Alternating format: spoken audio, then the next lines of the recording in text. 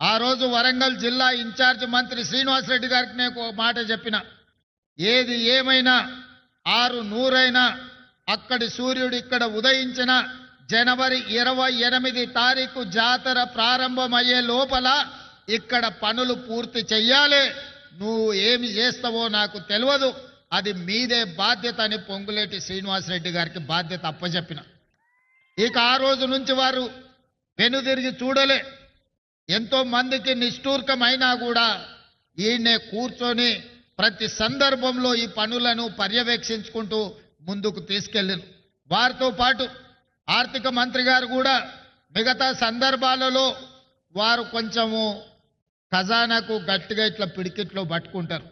ఈ విషయంలో మాత్రం అడిగిన వెంటనే ఎంత కావాలంటే అంత, అవసరమైతే ఇంకేమైనా కావాలన్నా తీసుకోండి, ఎట్టి పరిస్థితుల్లో జనవరి 28 తారీఖు లోపల అన్ని పనులను పూర్తి చెయ్యాలని పెద్ద మనసుతోని ఖజానాలో నుంచి నిధులిచ్చి ఈరోజు ఈ అద్భుతమైన సన్నివేశానికి సహకరించినందుకు వారికి కూడా నేను ప్రత్యేకమైన కృతజ్ఞతలు తెలియజేస్తున్నా.